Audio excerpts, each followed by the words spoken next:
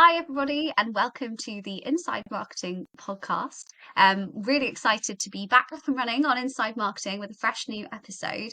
And today I'm joined by Chanel Turner Ross, who is the head of marketing at Utopi. So, really privileged to have you on the podcast, Chanel, and a really big welcome to Inside Marketing. Thank you. Very happy to be here. Yeah, likewise. Likewise, I think really interesting to get your perspective. As always, it's always kind of a different lens that we look at marketing through with the different individuals that join us here. But yeah, with your experience and everything that you've kind of done so far in marketing, I think it's going to be really fascinating to get inside what marketing looks like for you. So yeah, delighted to have you here. And as usual, we're going to be going through kind of Chanel's journey, understanding a little bit of the things that kind of she feels makes marketing tick, and also kind of, I guess, the state of marketing at the moment. And that's always really useful, I think, for our listeners to hear about, because everyone's got a different perspective on that based on industry or background or whatever. So really interesting to see what yours is. But yeah, I mean, I suppose to start with, Chanel, would be amazing if you could tell us a little bit about what inside marketing has looked like for you. So where you started in marketing, whether it was always going to be marketing or maybe there was something else, and kind of how you got up to the position you're in, and then kind of what you're doing now and the role you're in and things like that. Yeah, perfect. Amazing. So, as you'll hear from my accent, I'm not from the UK, originally from New Zealand. And my degree was actually in film, television, and media studies. I had always been so interested in storytelling and I guess like depicting emotion and brand development, and that's kind of where my love for marketing started. Yeah. When I left Auckland University, I actually got a scholarship with Sky Sport. So I joined them as Wow. an Okay. intern, and I actually started as an editor on the highlights channel. So of all Wow. yeah, of all paths to start with. So I was working with a team of editors in a studio. I was working nights, but all of those premises of storytelling and trying to get a theme across and trying to, Yeah. all of that works, whether it's sport, whether it's marketing, whatever it might be. So that's kind of where my passion for media started. Hmm. And then I actually got a job as a copywriter for an we were kind of an online recruitment agency, I guess you could call us. And what we Okay. offered clients was don't pay the big recruitment fees of an agency. We will write good enough ad campaigns that people will want to Mm. apply to you directly. Yeah. So I was servicing some of the biggest brands in real estate across New Zealand and Australia. And then I moved from just copywriter up into account management. And that I feel like was the absolute building blocks of what made me a good Yeah. marketeer now, because having to adapt your writing for different brands, having to tell a story about an employer when you've not actually worked there is, Yeah. you've got to be adaptable, but you've also got to be respectful of the brand voice. Clients always have very different needs. We were kind of pulled Yeah. from pillar to post, but I absolutely loved it. And the Mm. satisfaction of knowing when one of our ad campaigns got them the person that they hired for the job was just the most Yeah. satisfying thing. And I Yeah. had Amazing. such a brilliant boss there. And we were a really small Oh. business. There was only six of us. And he pulled me aside one day and said, look, New Zealand's really small. And he said, you Yeah. have big ambitions. And he said, there's only so much I can offer you in this business. So he said, Yeah. travel, see the world. Like, what an amazing boss to actually, That's so amazing. right? Yeah, to say go out of work, like do things outside of work. Yeah, Yeah. and he said, like, there's only so much I can do for you. So he said, yeah, travel, live your life, find new experiences. And he said it'll only ever make you better at marketing and as a writer. So Wow. I took his advice and I moved to London, Yeah. and I had no idea what I was going to do in London. Part of me thought maybe I just stay there for a year and travel, maybe I stay for 2 years.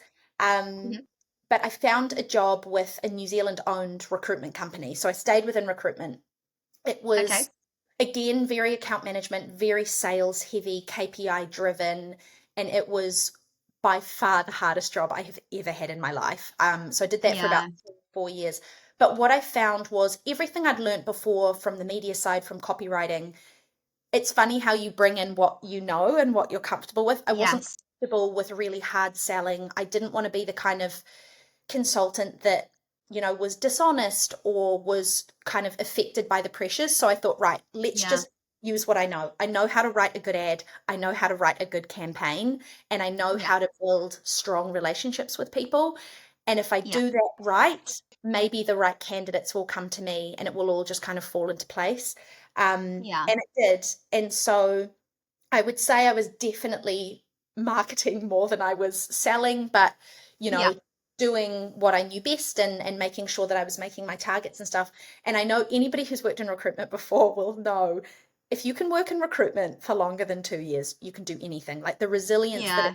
that it teaches you to be able to deal with that pressure, to be able to you're only as good as your last deal. So picking yourself Yes. back up the next day and trying to be creative and trying to find new ways to bring in leads. And Yeah. um, so, yeah, I really enjoyed that. Worked with some amazing people, and so many of us were working so far from home, Canadians and South Yeah. Africans, Aussies. And so it was just such a great experience. And Yeah. I was moving up to Scotland. I had met my Hmm. now husband, and Hmm. so I was starting their kind of Scotland operation initially. And then I thought, you Okay. know what? It's so hard to make friends and really settle in a new location unless you're working in that city. So I got a True. job Hmm. with a tech company up in Edinburgh, and I Hmm. was doing their marketing and communications. And it was just like my world opened up. I remember waking up Oh, thinking, yeah. oh my God, someone's paying me to do this. Like going to events Yeah. all around the world, some of the biggest science events in the world, because we had touchscreen technology. So it was all about, again, storytelling. How do brands bring their voice to life in a completely different, experiential, interactive Yeah. way? And it was like all of the film element, and it was just brilliant. But it was your traditional Wow. general marketeer job. It was blog writing, thought leadership, events. Um, and I just knew, I was like, right, this is what I always thought. I just wanted to be a copywriter, and not that it's just, I Yeah. mean, what a brilliant talent to have. Yeah. And absolutely loved it. And then moved from there, um, an amazing digital agency in Glasgow, Loudmouth Media. Shout out to Loudmouth because I love them. Mhm. They were building their Glasgow team. So I joined them, managed their Glasgow operations, and ran the marketing side of things. And having been client side for so long, the last Mm. agency job I'd had was in New Zealand. To go back to the agency side, knowing what it was like to be boots on the ground as the client, Mm. I just felt like it built so much more depth to my knowledge. Yeah. Yeah. But also the speed in which a digital agency works is just like nothing else. Yeah. Yeah. It was such a good learning experience. And the main difference with Loudmouth is, so my job was in-house to promote us and our services. So it was a huge amount I of see. award writing. It was, again, a lot of thought leadership, but working with industry experts who were PPC experts or paid social experts. You're Yeah. absorbing everything that they know and being able to showcase their voice as well, which was really cool. Yes. Um, and what we did at my time there was we actually were a part of the 4-day working week trial. And Oh, wow. as Cool. fun as that sounds, genuinely, it has crafted the way that I work in ways that I just never Right. really thought. So the main thing was, when you're going from 5 days a week to 4 days, you essentially have to become 20% more productive overnight, which is not Yeah. an easy thing to do. You don't suddenly have less work. No. You don't suddenly have less KPIs or metrics that you're having to be held accountable to. So we were a part of the trial where it was being studied by different universities, but as a business, Hmm. we had to figure out, right, how do we do that? How do we Yeah.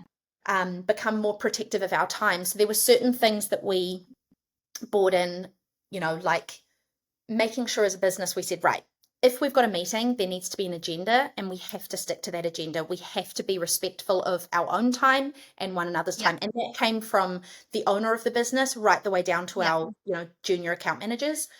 Um, it was things like, can a meeting actually be an email? And being really honest with yourself, do Yes. you actually need Yeah. 30 minutes in the diary, or can you cover these key points in an email? We had arguably my favorite, and it's not the easiest thing to implement in different businesses, but we used Slack as our internal comms, and we had an Hmm. emoji. Now, if that emoji was on Slack, that person was doing deep work. and Yeah. you had to respect that you weren't to message them until that emoji was done. Because essentially, it takes something like 18 minutes to get into really deep, focused, productive work, but it takes as Yeah. little as 2 seconds to break out of it. To break So out. Yeah. yeah, so we were adapting all of these ways, and so I think it was all of the experience I already had, but being able to do that good work at a pace which a lot of Yeah. the industry isn't put under that pressure to do. I think that was probably Yeah. the key learning from Loudmouth. Yeah. Um, Kind of a huge, sorry, it's kind of like a huge refinement there, really, isn't it? Because you yeah, yourself had organically learned all the skills without really even knowing it, and then you went into an agency, and it was right. Let's streamline this even more, yeah, and you were able to, yeah, pick the best of what you did, and just be uber productive with it as well. yeah, I love all those concepts. We've similarly adopted some of those as well, and I think little things like that. See, they seem a bit trivial when they're first introduced, but then the impact that they can have is just so, so huge. yeah. Especially because everyone works in different ways. Like some people are okay and can manage their boundaries a bit better, and maybe don't need so much sort of signposting about focus time or communications time, but other people really need that, and that allows them to get their work done. So yeah, fascinating that you're part of the trial. And did they decide to carry on then with the 4-day working week? Yeah, they Yeah. carried it on. It was really, yeah, it was a really great experience. And the thing is, 20% more productive sounds quite scary, but when you're getting an extra day off every single week, Yeah. it was amazing. And so Yeah. our company was split. So half of us got a Friday off, half of us got a Monday off. I Um, see. and we were told we had to treat that day off like it was annual leave. You wouldn't reach out to your Mm. boss when they're when they're in Tenerife on holiday and say, "Oh, I've got an issue with Yeah. this email." It also taught everybody to take accountability for what they were doing and to take pride in Yeah. what they were doing as well, because they had a bit of responsibility on that day. Absolutely. Yeah. So that was just great, and such a like an energetic, ambitious work environment as Yeah. well. So then my opportunity with Utopi came up. So I had to leave Loudmouth with a heavy heart, because by no means was I ready to move on from Loudmouth. I loved that role. Yeah. But I'd known the founders at Utopi for some years, and I'd been in chats with our chief marketing officer, Ben, for a while. And it was, just kind of waiting to see when they might be ready to build a marketing team. Because as you can imagine with tech, Yeah. there are so many different nuances, different innovations, the products can adapt. Yeah.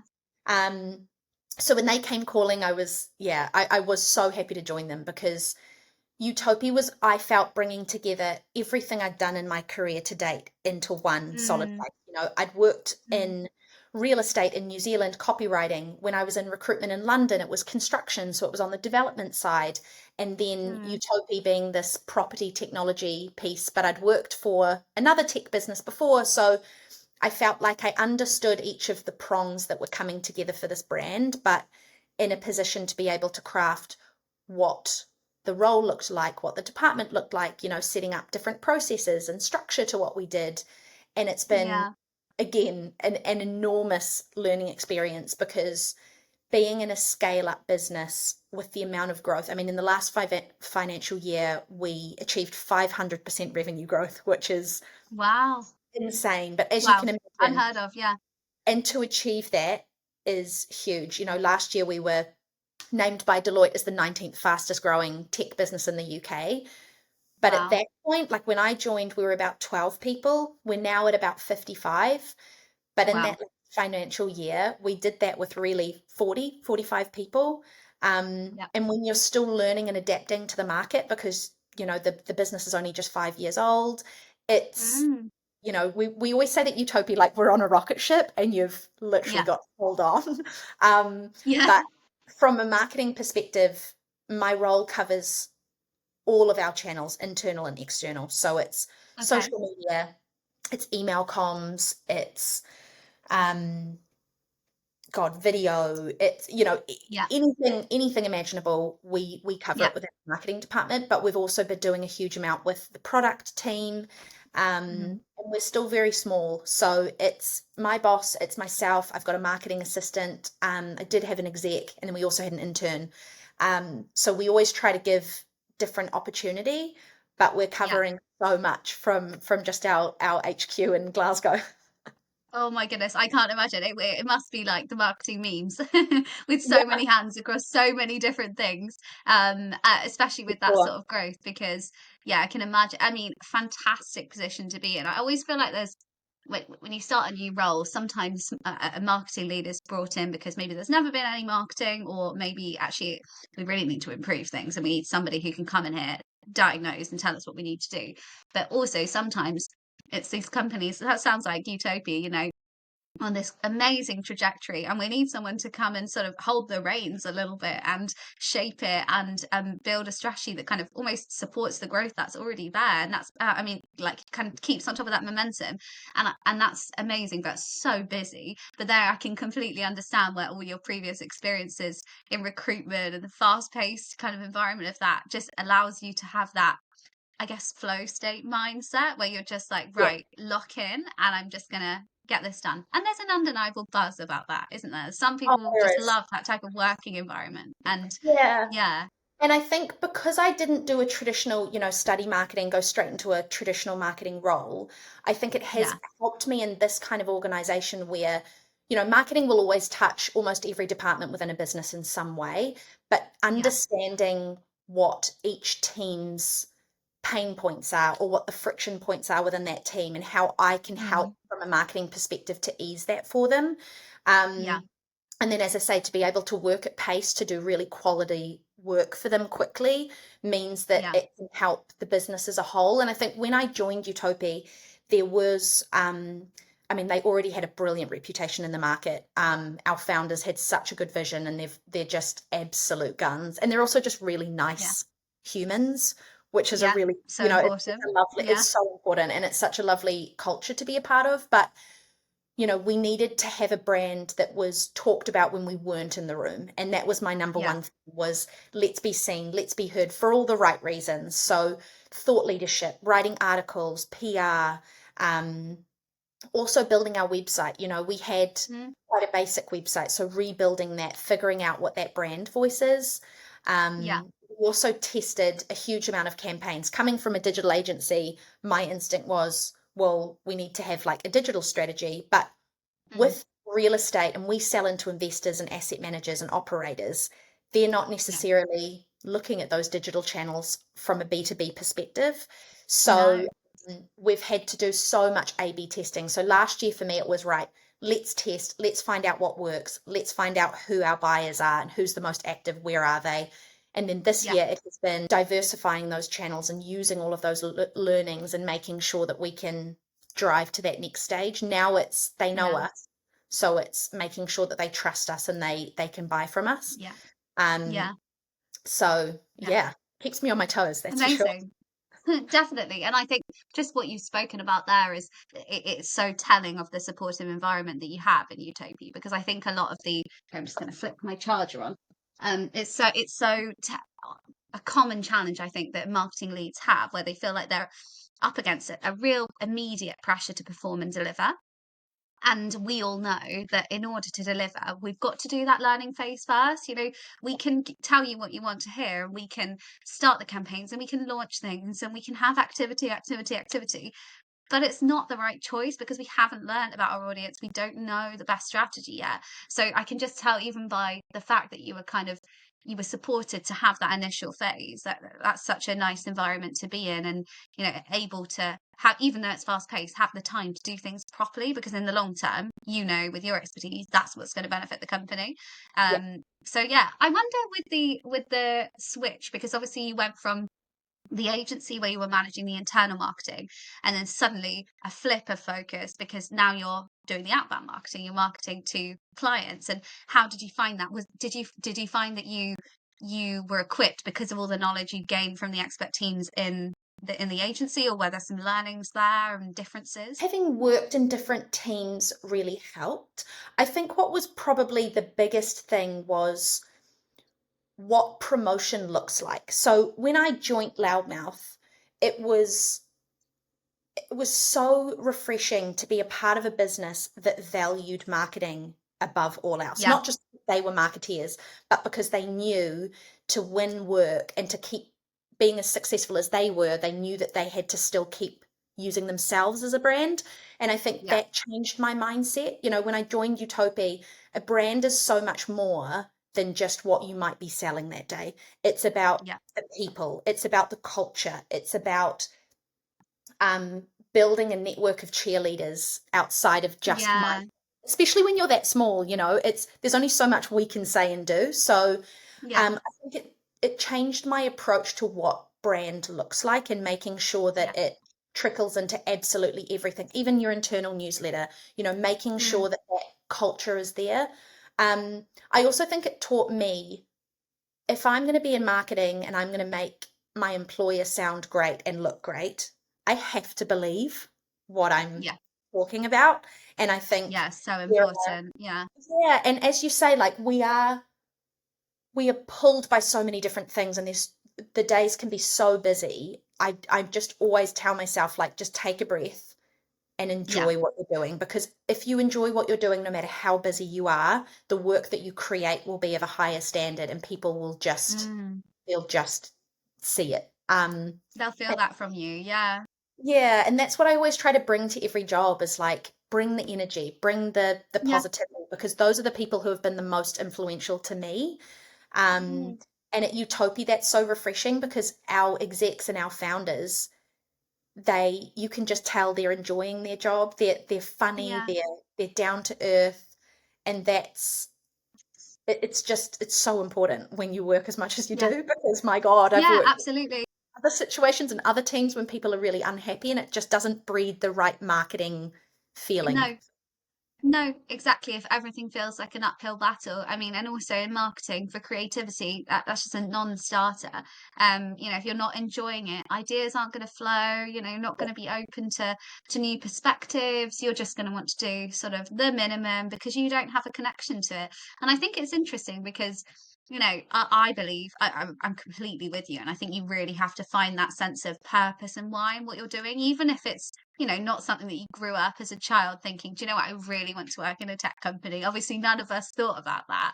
But in our adult lives, we can create some sort of attachment by, yeah, just thinking, how does this align with my values? Like, how do I feel that I am giving back or doing something that means something to me, or whatever is important, or being able to be creative or having the freedom to do something. And once you get that, it's like a light switch, isn't it? Once you get that in your head, you're like, actually, I'm so lucky, like you said about the job that was sending you around the world. And when you have that perspective shift, I think that does have a massive impact on your work. Oh, it And it does. sounds like you really try and culture that in the team as well, which is nice. Yeah, I think it's so important. I grew up with a very headstrong, very successful mother. She was a Yeah. an accountant. She was running a timber yard in New Zealand, which wouldn't have been easy. You know, it was very male dominated. And I remember my mum saying, find your superpower and use that. And that could, I think Mm, for me, a lot of the time that is my energy and my pace of work. But yeah. I find that as a female and in tech, it is still a very male dominated industry. We have to Yeah. find our superpowers and make sure that it's Mm, seen and heard and valued. Not every mm, workplace is going to value that superpower, but I think I always have her voice in the back of my head going, you know, just keep pushing, keep working hard, and yeah. then, you know, a company will see that. Yeah. But I think, and I actually say that to my team is, you know, as a female, our superpower can be doing brilliant work really fast and not work fast just for the sake of it, and then it's not a good quality, and you've got to Yeah. have 3 or 4 different iteration, but quality work fast because I know that their careers Yes. will go well beyond working with me in Utopi, and I want to make sure that they have their place in the Yeah. industry. That's amazing. And I think, yeah, that's such an amazing thing to be as a leader, as a marketing leader, as any kind of leader, isn't it? To to recognize that the people in our teams have a future kind of beyond us. And I think sometimes that can be really frustrating when you are in a team and your manager kind of, it feels like the world is just what we're focusing on today. But actually to be able to bring in the threads of kind of your own development and what you might want to go on to, and just general skills for world of work. I mean, I think that's so important. So yeah, it sounds like a really kind of positive, energetic, that kind of passionate culture you've got in your team, and I can imagine that only kind of contributes to amazing work. So yeah, it sounds so great, and obviously lots of amazing experiences. I wonder now, kind of in your team, you mentioned the tactics you picked up from the agency and productivity and things like that. What are the things that you always bring to the table in marketing, or what are the things that you've made kind of Chanel's things that every marketing team or marketing campaign I manage is always going to have this mindset or this mantra, or we're going to build it through this framework? How do you tackle things, and what's your kind of signature approach? So I would say my number one signature is pace. It is always Hmm. making sure that that reliability of covering so much quickly. Um, Yes.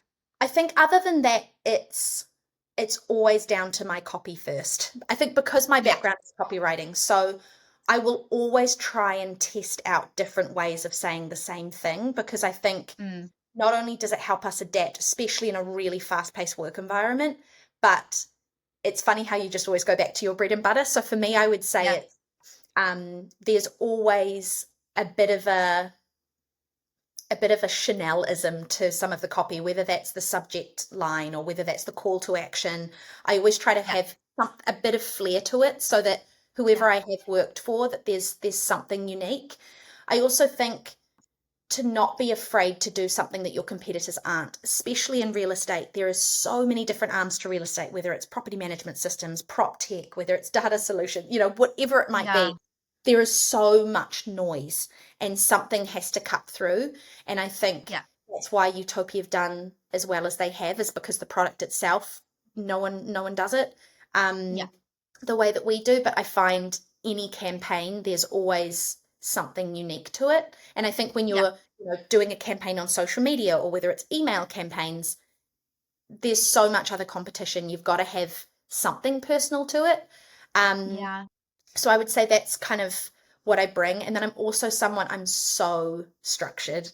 I Yeah. find a world of, so much of our work has to be reactive, if we're supporting the sales team with a big pitch or a Mm. proposal, but then we've also got to have the day-to-day brand building things like socials. So Yeah. I just find structure is my absolute savior. So Yeah. whether that structure is how I approach campaigns or whether it's just how I build my day out or my week with my team, Mhm. um, and then it's just making sure that we are a data first business, so we have to have insights Yeah. on everything that we've Yeah. got. But yeah, I would say structure to me is so important. Yeah, yeah, that's your framework that then allows the breathing space to be creative. If you're not structured, you're Yeah, chasing your tail, you're reactive all the time, and actually there's no time to get to that top 20%, which is where the really high quality things happen because you're just getting through the implementation, the minimum kind of requirement, and that's a horrible place to be. And I know that many yeah, marketers will be familiar with that feeling. yeah. But yeah, so and I agree with you. I think organization is just so key, and really just having that bible of kind of the way that the days roll and the way that the team is managed and who needs to do what at what point, and then obviously having the accountability that all of those things get done. But when you're working in such a positive environment, again going back to our earlier point, people do it because they want to, because they're bought in, because they're enjoying what they're doing, because they care. And that's I mean that's the golden point that everybody would want to get to. So yeah, that It's, sounds really good.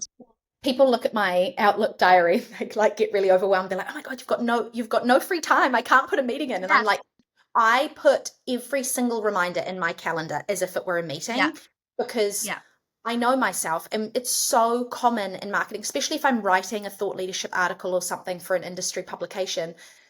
If I'm on a roll, I obviously want to try and get through that deep work, but I Yeah. might then forget that there was something that our CEO asked me to do, or I need to do a website update for the CMO.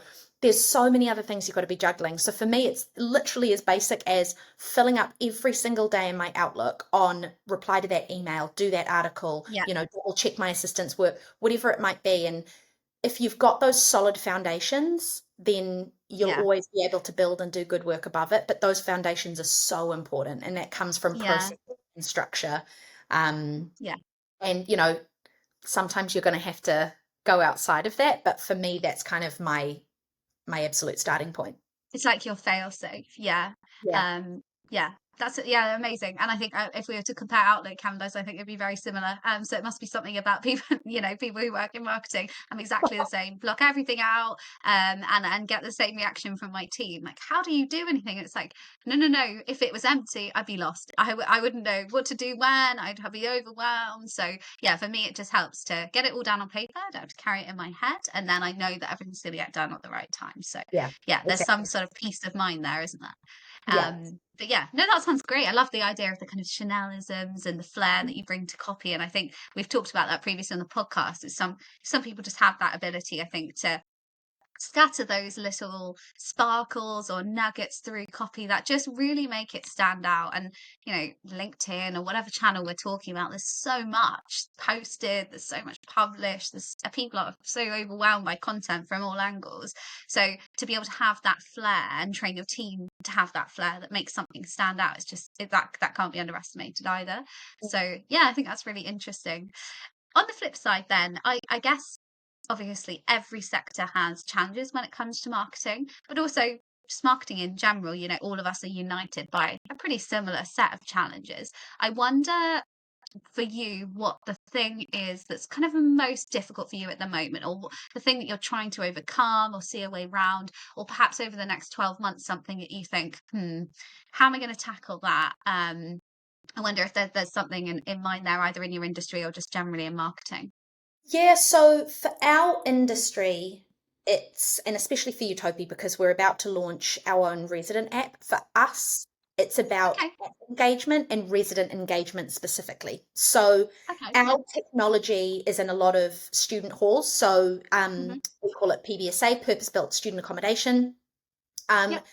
and a big part of it, because we are green tech, is trying to reduce energy consumption. Now, in the UK, Mm. it's cold. I'm based in Scotland. You can't see right now. It's actually not that bad, but it's cold. So people have their heating on, or they have additional heating sources in their rooms because that's a comfortable living environment for them, Hmm. especially international students, people from warmer climates. So we're building an app that will empower residents to reduce their energy consumption, so to try and live more sustainably.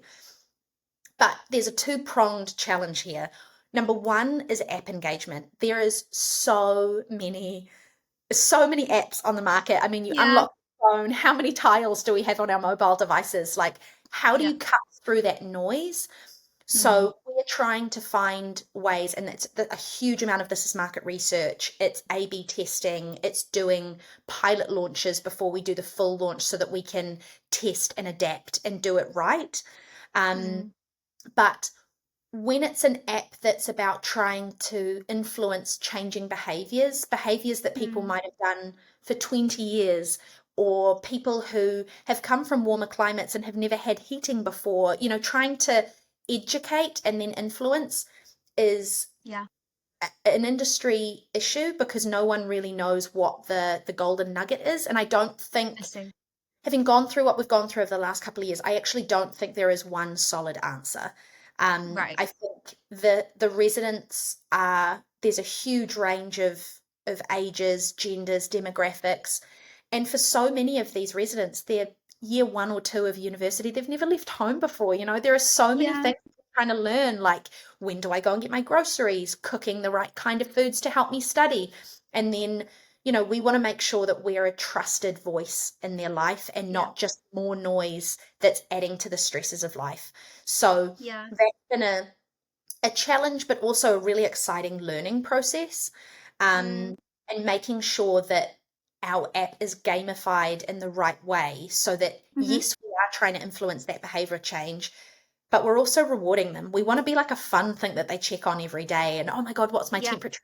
Am I within the limits set? And trying to make it a really Yeah. fun thing. And yes, at the end of a challenge, they're going to win, it might be £100 cashback or it might be an Amazon Hmm. voucher, but they're doing really positive things and being rewarded for it. And that gamification Yeah. has been huge, as you can imagine.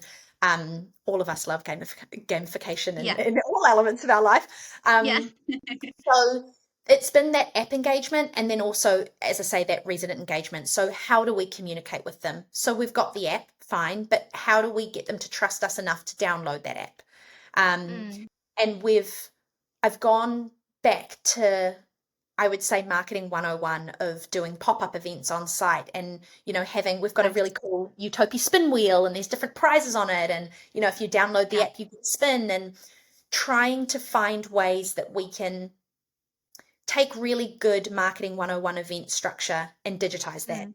Because Yeah. when it's face to face, at the moment in our pilot, we've only got a number of sites, but that's not scalable. We want this to go absolutely viral in the UK and Europe, and we're breaking into the US at the moment. So, how do you make those pop-up events digital? Is it the exact Yeah. same things that you log into the app and, you have a digital drop, which you see with, clothing brands, and it's switching our B2B marketing to actually have a B2C voice and a B2C Yes. audience. And they Yes. might not be our economic buyer, but they're still Mm. a really, really influential part of our brand journey and making sure that we offer value to our economic buyer. So it's Yeah. so nuanced, and it's been really hard, but it's also refreshing. I mean, I was at a conference just a couple of weeks ago, sitting at a table with these incredible people who are in the ESG space. It's all about sustainability and real estate, and they have so many pressures on them to make money and to trade assets, but Yeah. they're still so keen to know what I know about resident engagement and, what have you learned? What are you finding is interesting? And it's so nice as an industry to see when it comes to resident engagement, everybody just comes together. Yeah. Because we all know that Yeah. there's such an important part of net zero carbon targets, and we can only achieve Hmm. so much unless we engage these residents. And they've got Yeah. a really unique perspective, and we have to listen to it. So I would Yeah. say that's the key challenge at the moment, is how do we do that right? And what does good look like when no one's really Yeah. doing it the way that we're choosing to do it through that gamification route?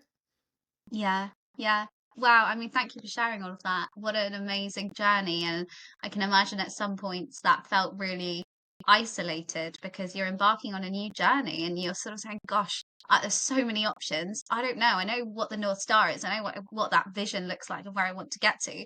How do Mm, I do it? And then I think, like all good marketing, you just have to start doing the doing. You just have to turn up to the first site, run that first event, get those first few signatures. Okay, yeah, it's nowhere near global reach. It might be 20, 50, 100, 150, but it's a start and it's telling us something.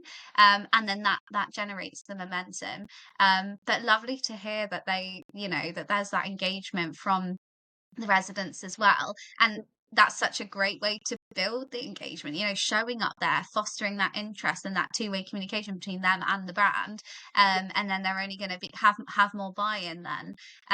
So yeah, really, really interesting. And I think that also touches on a point that's often brought up in terms of marketing positioning. It's really difficult for us because never really are we just marketing to one group who are all the same, and it is never like that. And mm, actually it's a bit of a red flag if you hear people talking about their marketing strategy and it's that reductive, because you think, well, how do you know that? How do you know that it's not applicable to other people? And so I think to understand that nuance at the beginning is really important. But obviously, that makes our job harder because there's multiple messages and there's lots of things that we've got to involve. Um, but yeah, it's so again, just it sounds like you took the time really to understand. Yeah, yeah, and I mean we've had to. It's interesting when you're looking at something like e-com, you know that your success metric is a purchase. But when we're doing Yes. what we're doing, when it's to do with behavioral change, you've got to influence when you're not in the room. Now that's fine when people know. Mm, It's like a friend, right? You can influence a friend to buy a certain jacket if you've worn it the day before and you've got a relationship and yeah. there's there. But when it's something like turning the heating down when you're quite cold and you don't Mm, quite understand the impact that it can have, and also some people feel like they can't make an impact by making those small changes. yeah. So it's marketing and then hoping that that will have an influence further down the line as well. So it's so interesting, and there's all these different models for behavior change. But from a Mm, marketing perspective, yeah, you've got to learn and adapt and listen. Don't just assume because you yeah. know stayed in student halls before you, and it's also not just, we did a lot of market research in 2023. That's not to say we still need to be doing it now in 2024 as Yep. well, because Mm, those people are changing and their life is changing, and obviously yeah. COVID is still a thing for this generation. And so Yeah. yeah, I mean, I love that stuff though. Like what Yeah. learning process to be on. And um, Yeah. so, yeah, I guess it just Yeah. makes me love the job even more because it's no two Yes. days the same.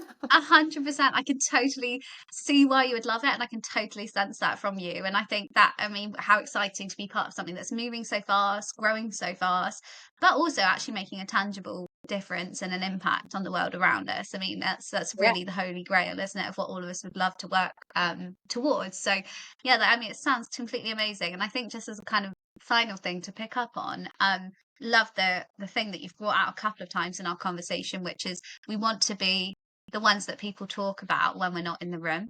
And I think there's that it's really nice to have a little mantra, whether it's that, whether it's something else that just guides everything that we do.